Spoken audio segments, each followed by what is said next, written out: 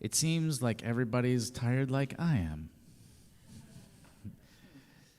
So, let's see. My name is John Moody. I know. I know. Like, it was a long night. I had a really great gig at Midtown GR. I know. Some people were there. It was really, really loud and really, really long. So, and if you're sad about missing that, you can also see my cover band this Saturday at Green Door Distilling from 5 to 8, which is a nice little outdoor kid-friendly venue. And with that, I think I've remembered who I am now. I should just write it. Oh, there's a list. I've got the talk titles and everything. I'm John Moody, your music director. Today we are joined with Elizabeth Kelly on piano. We have her better half, Michael Case, filling in on drums for us today. And we are very happy to invite him here.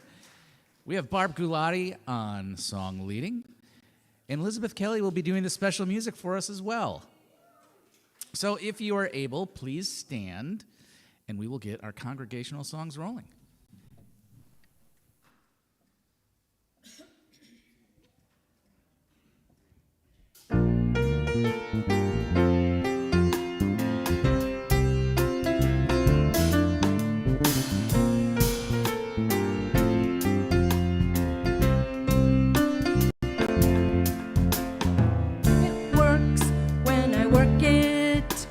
My good comes pouring through. It works when I work it. These principles of truth. It works when I work it. My joy is multiplied. Everyone who asks receives, and every seeker finds. Everyone who asks receives, and every seeker finds. It works when I work it. My good comes pouring through. It works when I work it. These principles of truth. It works when I work it. My joy is multiplied. Everyone who asks receives, and every seeker finds. Everyone who asks receives, and every seeker finds. It works when I work it. My good comes pouring through. It works when I work it.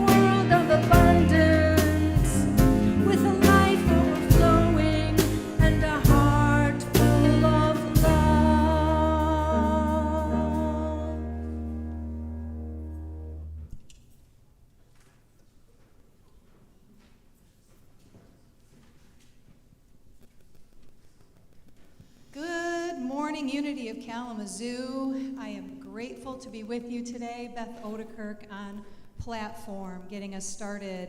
Thank you, music team, for that wonderful grounding music to begin our service. We would like to welcome everyone who is with us in person this morning, everyone who is joining via our live stream, and everyone who will view this service on our YouTube channel later this week. If you haven't already, please invite your phone into the silence so that we can be fully present to each other during our time together this morning. Thank you for all our volunteers that pull off our Sunday celebration and today our picnic as well. We would like to thank our ushers, our PowerPoint, hospitality, bookstore, script sales, and of course our music team and our sound and streaming tech team.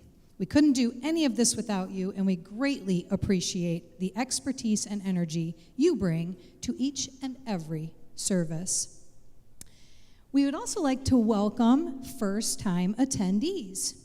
We want to extend a special welcome to anyone who is joining us for the first time. We would love to know how you found us, what brought you here today, and most importantly, what can we do to support you on your journey?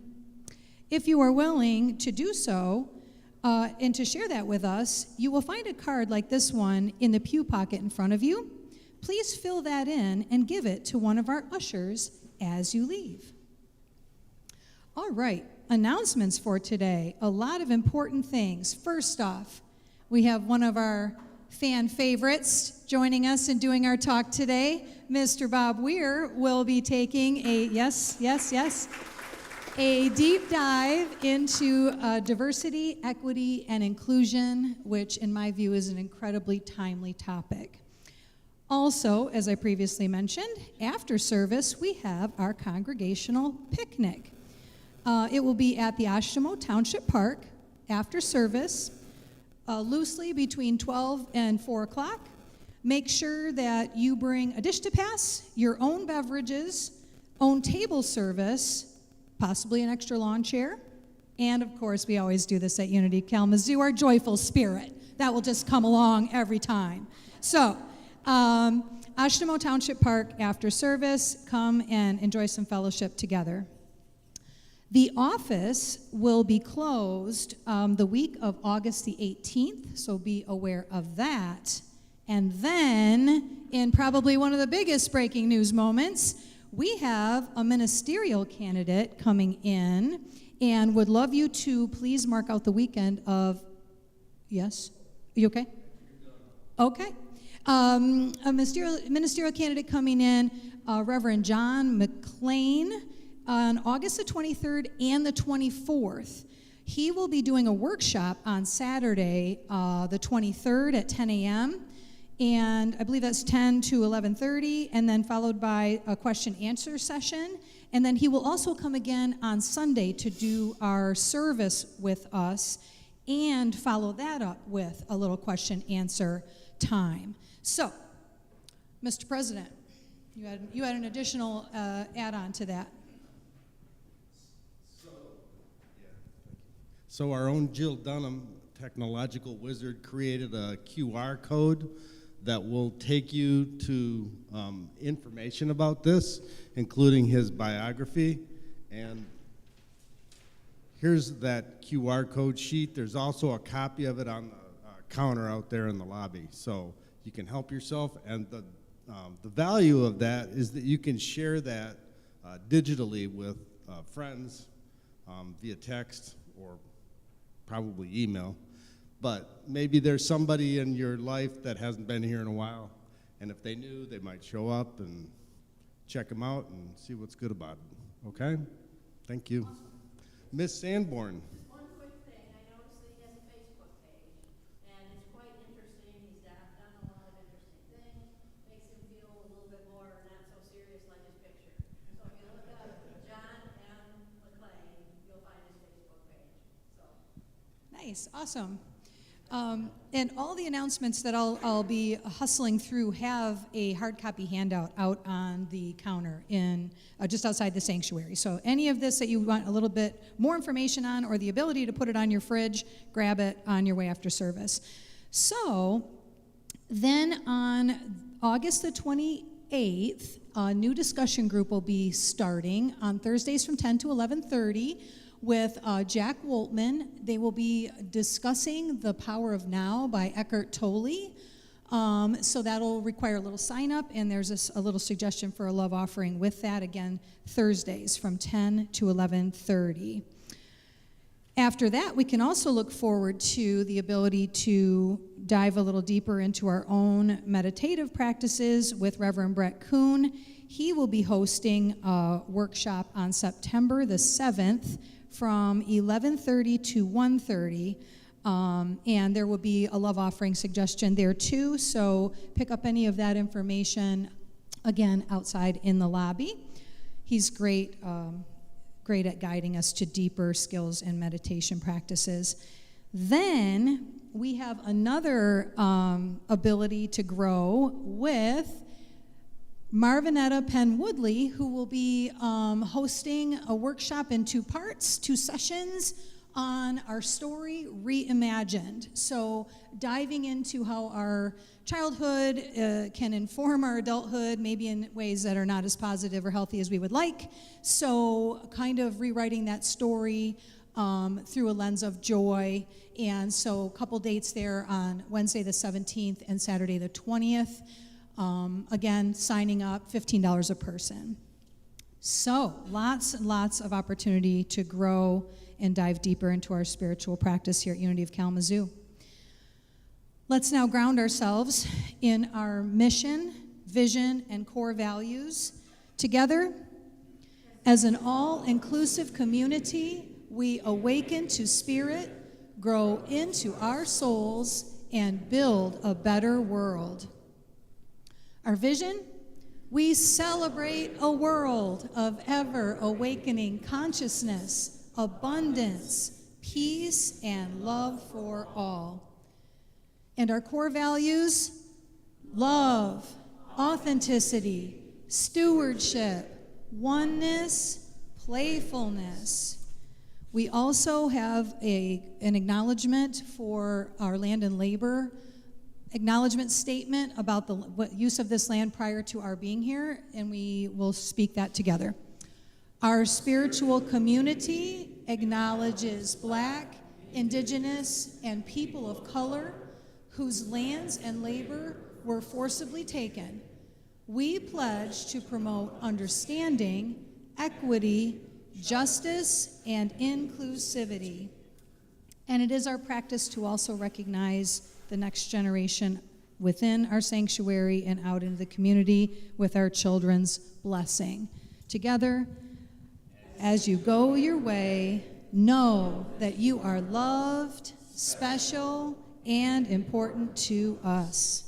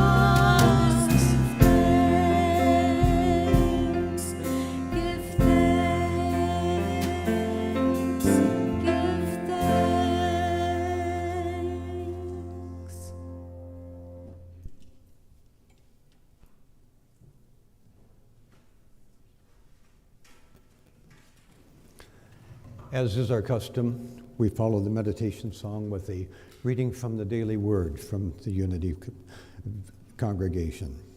And it's interesting how that song we just sang, as well as the second congregational song, is so much supported by today's message on prosperity. My prosperity is unlimited. I claim my good now. After King Darius hauled an unbitten Daniel from the lion's den, the king wrote to other nations to praise the divine power that delivered this Hebrew prophet by taming hungry beasts. Overcome by divine goodness, Darius prayed for abundant prosperity among the people of the ancient world. Today, the lions we face may be rising prices when shopping and greater costs for basic needs. Even in that den of apparent lack, my prosperity and our prosperity is unlimited. In prayer, we claim our good. We are grateful to live in an abundant universe.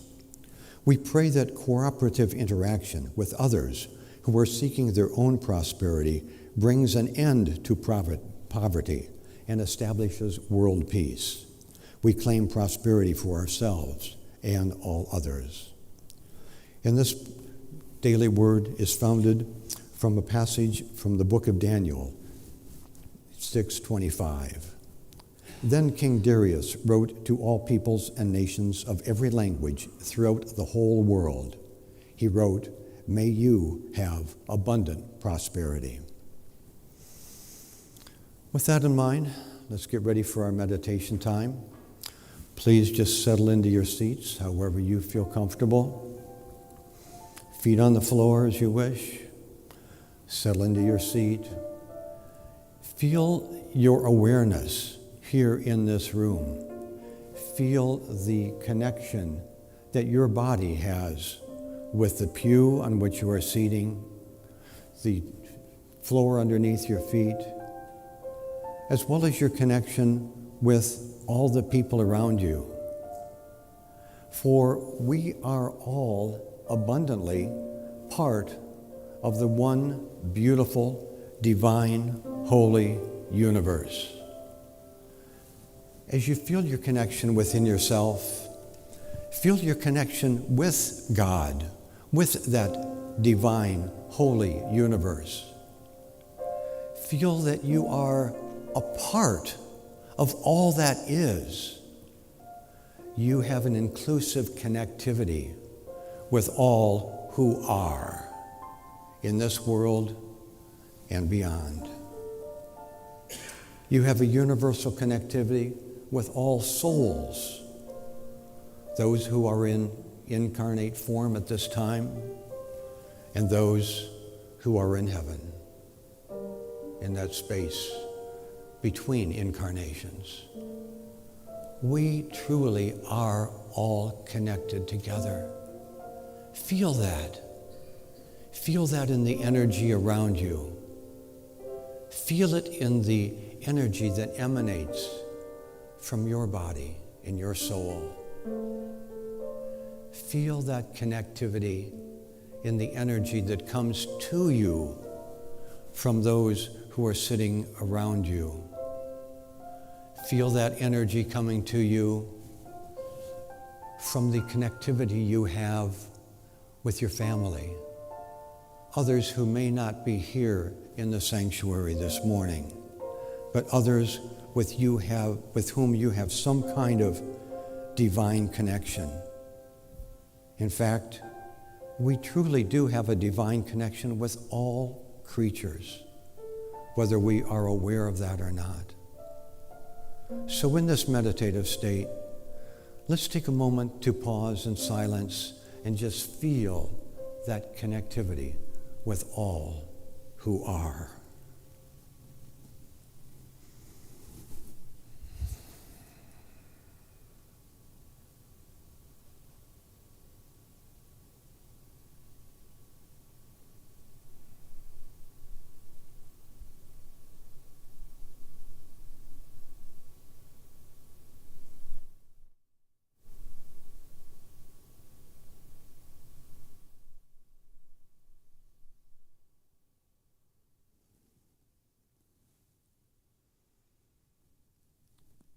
Feels pretty darn good, doesn't it?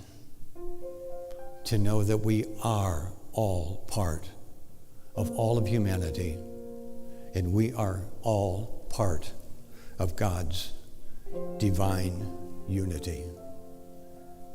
And so it is.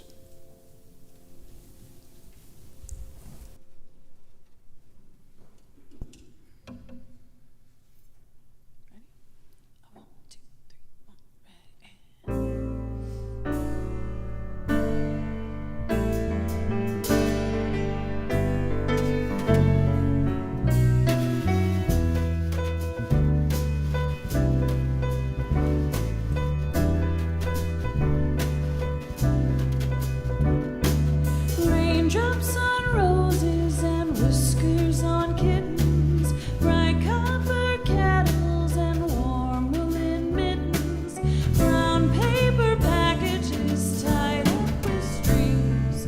These are a few of my favorite things.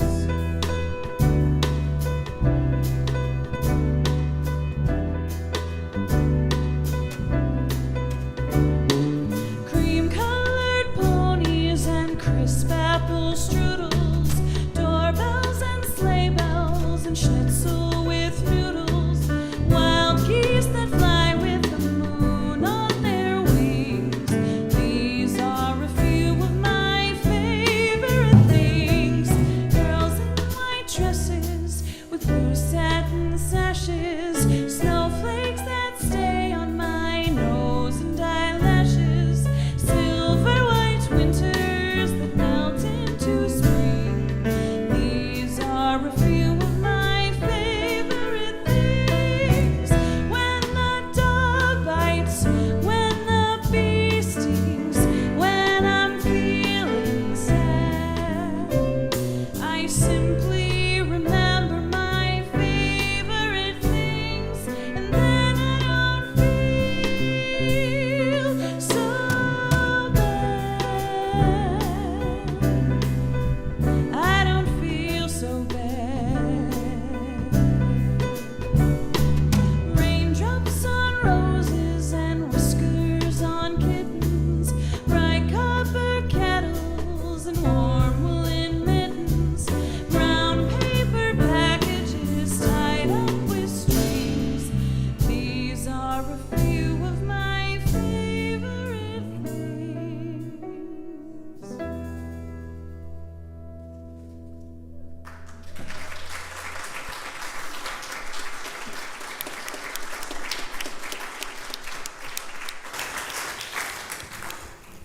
Thank you, Liz. Thank you, music team. Absolutely lovely. Did you notice the variety of different favorite things in that song?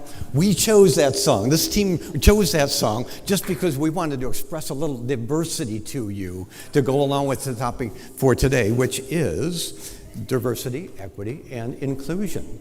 So thank you for being here. It's just delightful to see all of your faces here and know that there's some of you are also watching online through our streaming services. I want to thank Reverend Judy for asking me to be the guest speaker today. I always enjoy coming here to share some ideas with you. At Unity, our messages often range from some that are highly spiritual and theosophical to others that are more philosophical and pertain to, let's say, the human side of living.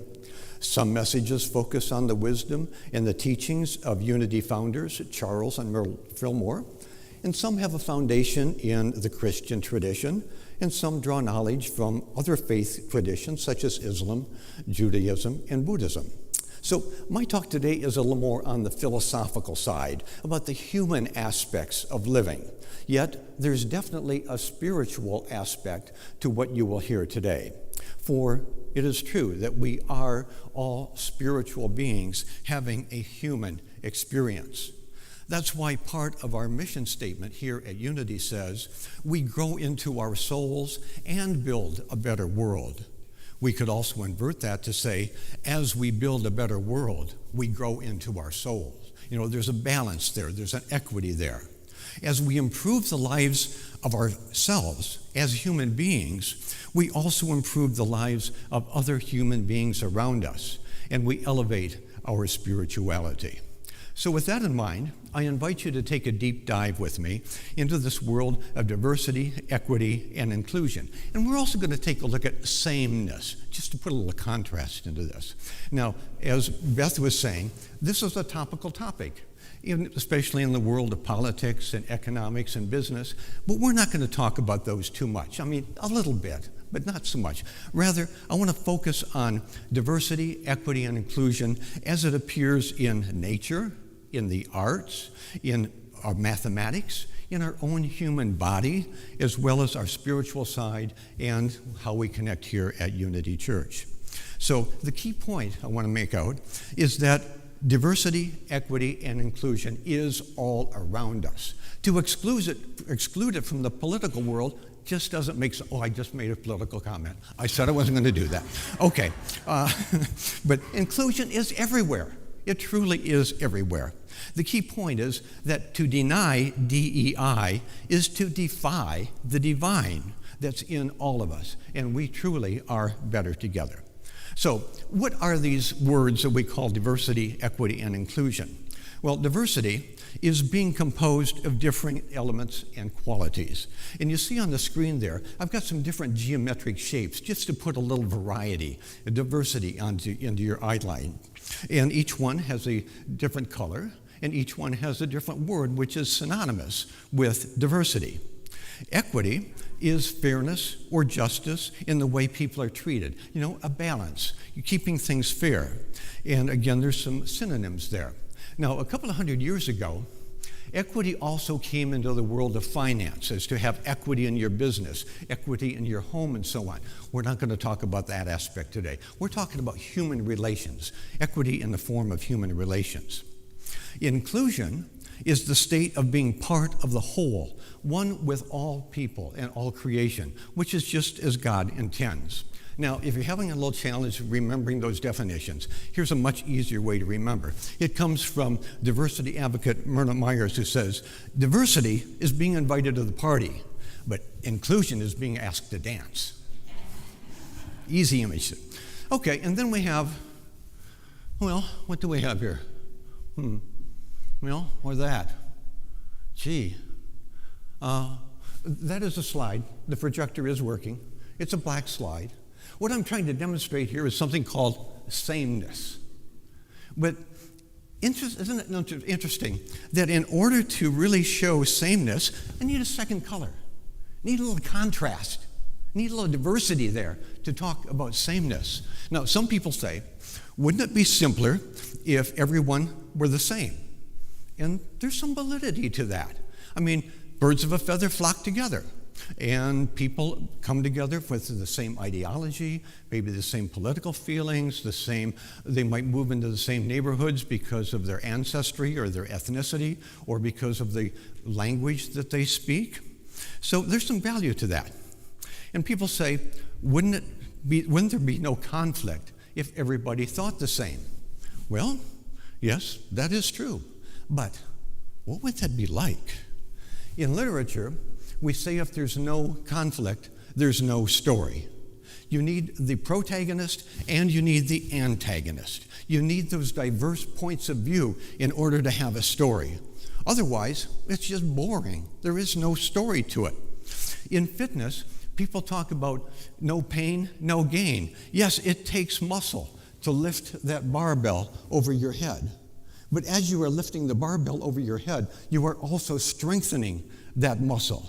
So the point here is that when there is conflict and we're with people who have diverse points of view, that's how we can strengthen our mental ability to stand up and speak up for what we believe. It's how we strengthen our moral courage to stand up and speak up for what we believe. So diversity, even in the point of conflict and argumentation, really is beneficial to us, because otherwise sameness is blah.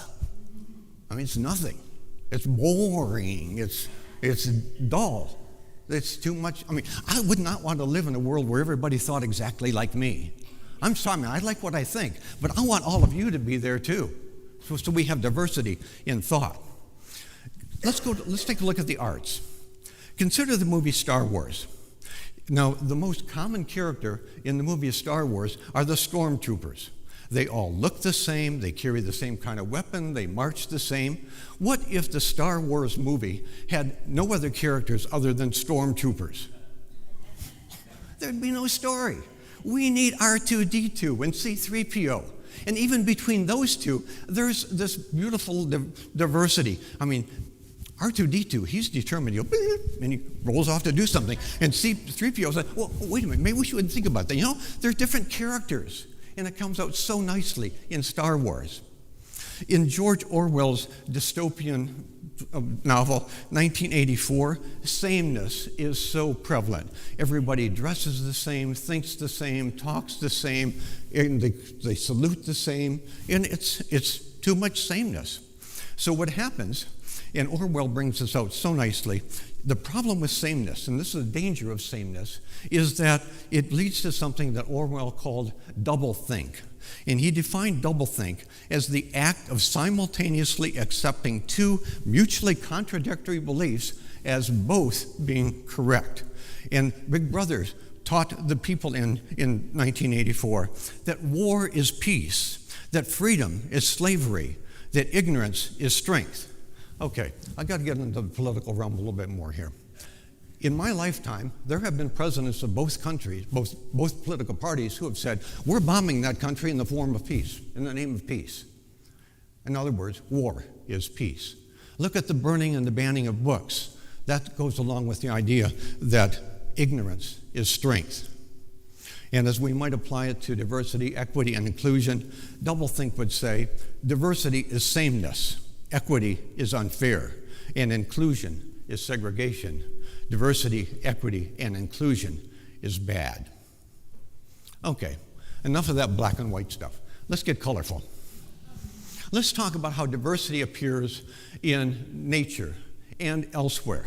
Consider the rainbow. You know, a rainbow is more than just the acronym ROY V BIG, you know, red, orange, yellow, violet, blue, indigo, green. It's every shade on the entire spectrum. So I got some questions for you. Now, some of these questions, you're going to say, well, that's a silly question. And yes, it is. But silliness is akin to humor, and there's power in humor. So I'm going to ask some silly questions. So would a rainbow be a rainbow if we took out some of the colors? Would it be the same? No. It would be different somehow. So, and which colors would you exclude? How about chartreuse? It's hard to spell.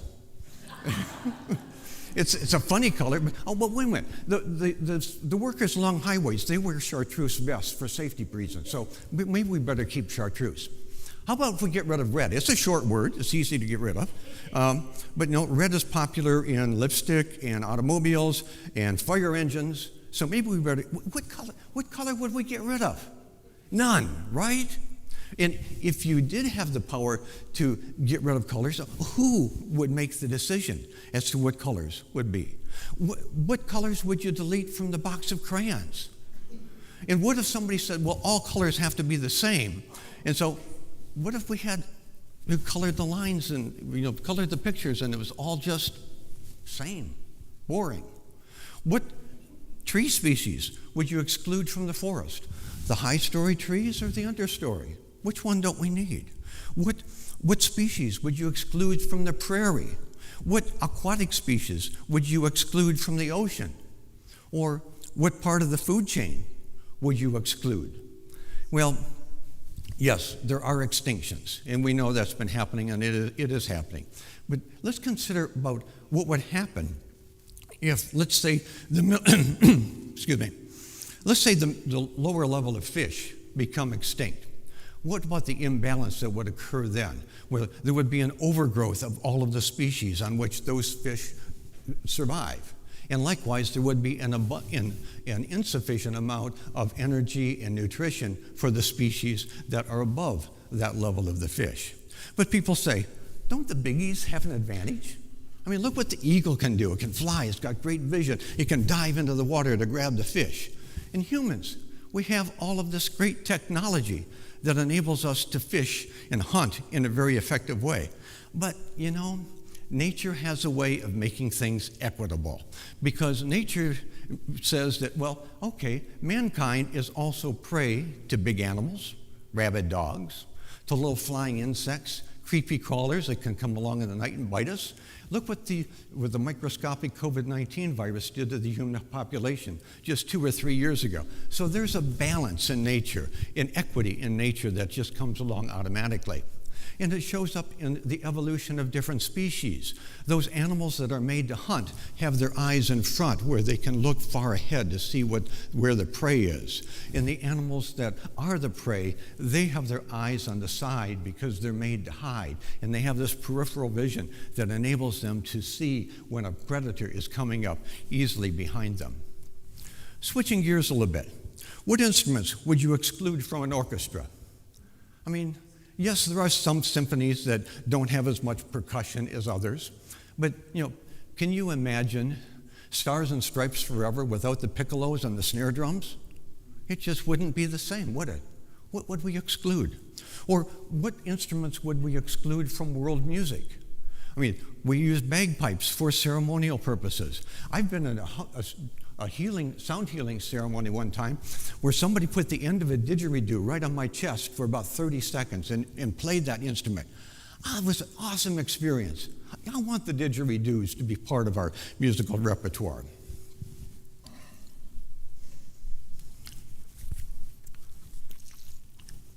Okay, mathematics.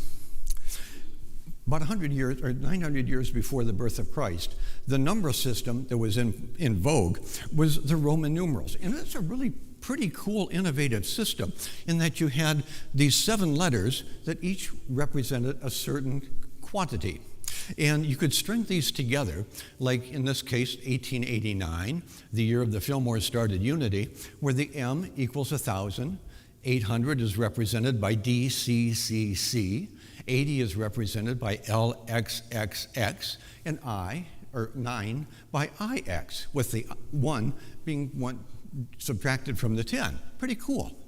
But then, after a couple millennia, the Arabic numbers came into place, and they offered a little more diversity. First, there were 9 characters, and each one had a very succinct value. Plus, there was a 0. For the Roman numerals didn't have a 0. So now we have the ability to represent absolutely nothing with a digit. Pretty awesome. What an innovation. And then people said, well, okay, if you've got 0 and you've got these numbers above 0, could there be numbers below 0? Yeah, negative numbers.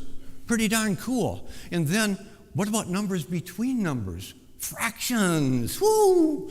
And then we get into exponentials, like 4 to the 3rd power is a lot easier to say and write than 4 times 4 times 4. And then people began to use letters to represent a quantity within formula. And they came up with things like Einstein's theory of relativity, like E equals mc squared. This is pretty darn swell. Look what we've got in diversity in mathematics. We've got our basic symbols, we've got physics, quantum physics, trigonometry, geometry, set symbols. It's all really up there. And yet what's really interesting, Roman numerals still have some traction. I mean, we see them on clock faces. We see them on the fronts of buildings, some of those buildings built within the last 100 years. Okay, let's play what if. What if some people come along, some powerful people come along, and they say, that Roman Empire was pretty cool. They had this fantastic army that went out and conquered all kinds of land, brought the captives back who became slaves, which made life easier for the elites and gave the elites the opportunity to do things like build this beautiful Colosseum. And in that Colosseum, they had great entertainment, like gladiators who fought to the death and feeding the undesirable people to the lions. What a great Roman Empire that was. So, what if we decided that we need to make the ancient Roman Empire great again? And in order to do that, we need to bring back Roman numerals, which means we get rid of all of those mathematic advancements that we've made in the last couple of centuries or couple of millennia. And that's like saying, we really don't need those advancements in human rights, civil rights, women's rights. Let's go back to the way things were in the great Roman Empire. Nah.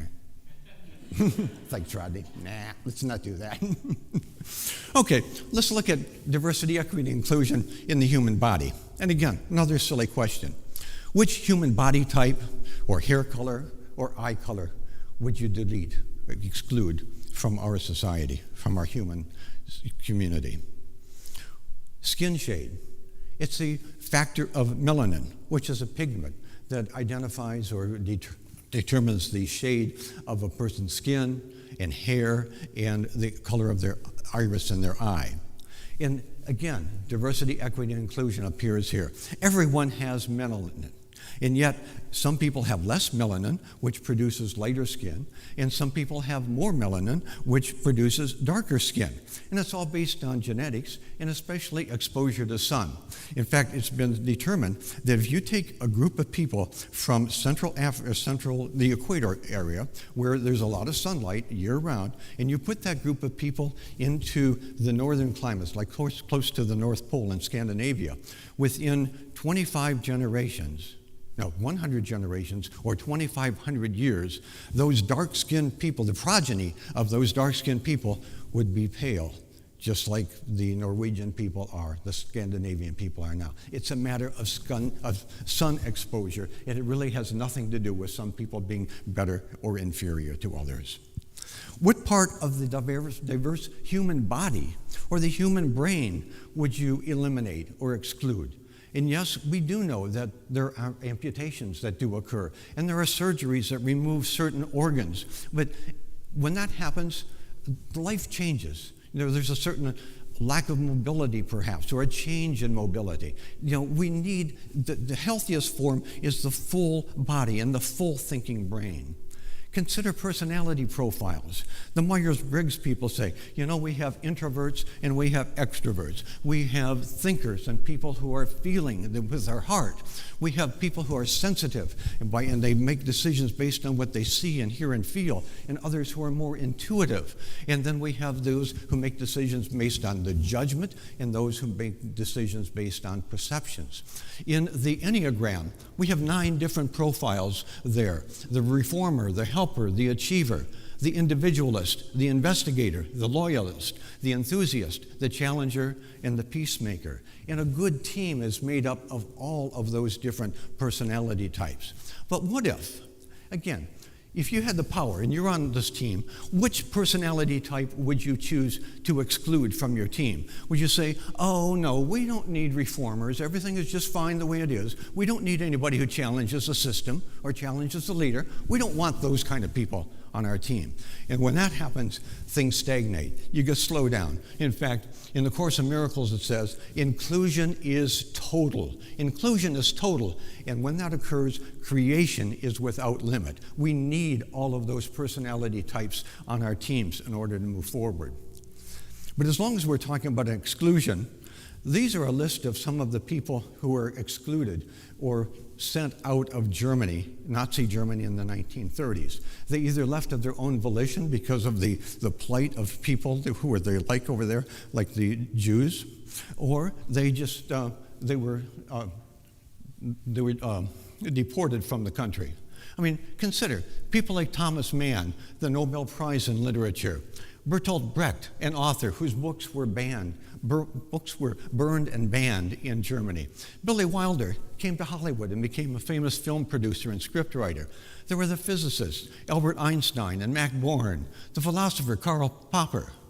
So another question, and this one's not serious, it's darn right serious. It's not a silly question. So what brilliant minds are being deported from the US today?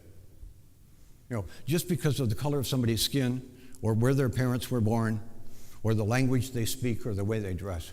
What talent is being shipped out of this country, or any country, today? It's a serious question. And then we get into war, which is the ultimate exclusionary force in our society. Do you ever think about this? I do quite often.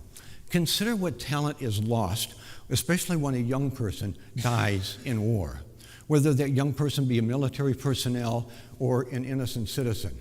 Another Shakespeare, another Einstein, another Rembrandt, Some famous, what solutions to world problems are we losing because some of our young people in the world are losing their lives because of war? All right, enough of that rabbit hole. Let's go to heaven. I feel pretty good about this slide. This is my definition of heaven as it pertains to diversity, equity, and inclusion. Heaven is an all-inclusive community of souls who have had diverse incarnate experiences and who value each other with equity, with fairness, and they see all souls as an integral part of the one divine universal energy. To me, that is heaven. There's diversity, there's equity, there's inclusion, there's fairness, value in all people. Now, folks say, you can have heaven on earth. That's right. We're doing that here at Unity Church. We have a diversity, equity, and inclusion team, and part of our mission says that we are an all-inclusive community. We awaken the spirit, we grow into our souls, and we build a better world. That's what we're doing. If you want to say it more simply, think of Tiny Tim. God bless us, everyone, no exceptions. So that's my deep dive. Thanks for coming under the water with me. Key point, to deny DEI is to defy the divine, and we truly are better together. So let's be together. Thank you so much.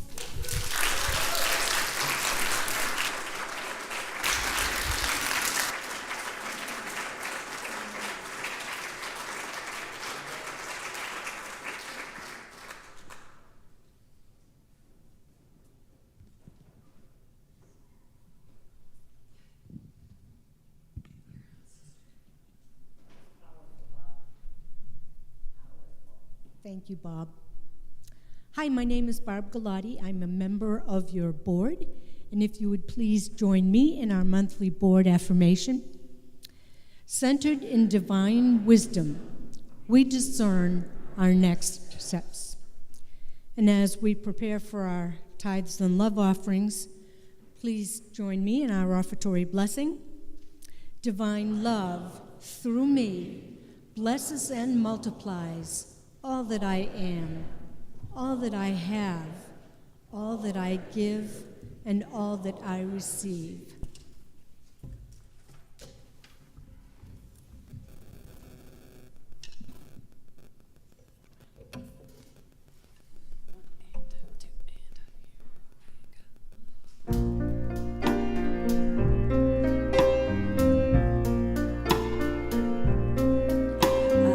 I see trees of green, red roses too.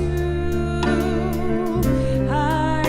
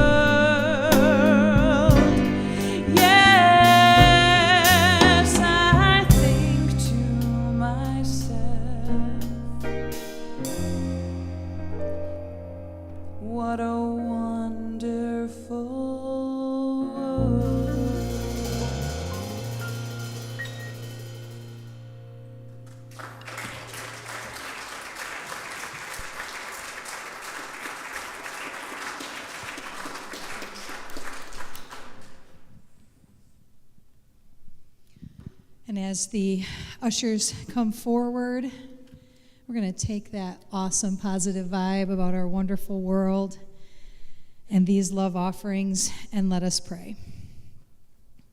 Sweet Spirit, we are grateful for these gifts given today and for those we receive throughout the week.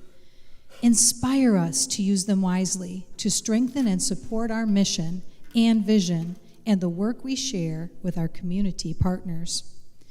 We send our love and prayers to everyone who has been affected by fires, floods, and other weather-related events, and we pray for everyone and anyone who is facing challenges of any sort. We affirm that their needs are fulfilled with loving kindness, compassion, and the resources required to restore wholeness and peace of mind. Strengthen us to stand for what is right and good, especially in the face of intolerance and inequity. Remind us to respond to fear-based thinking with love, compassion, and justice.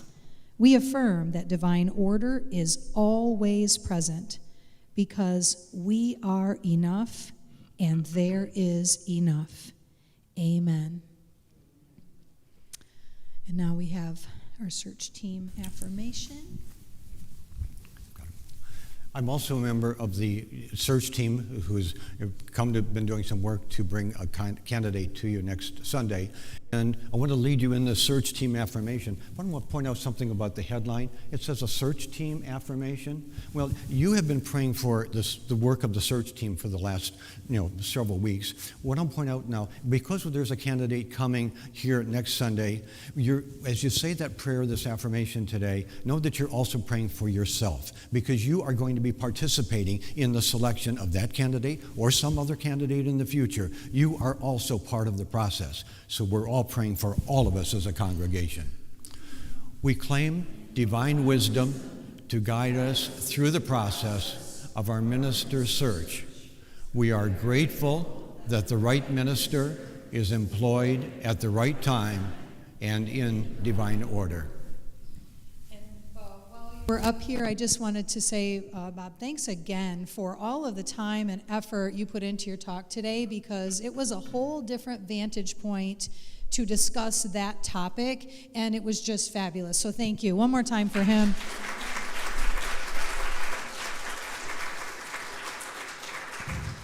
And so as we bring our service to a close, I invite you to please stand if you are able and join me in affirming the prayer for protection. Together, the light of God surrounds us, the love of God enfolds us, the power of God protects us, the presence of God watches over us. Wherever we are, God is, and all is well. And if you are comfortable doing so, you may hold hands with your neighbor as we sing the peace song, or just place your hand on your heart and connect within.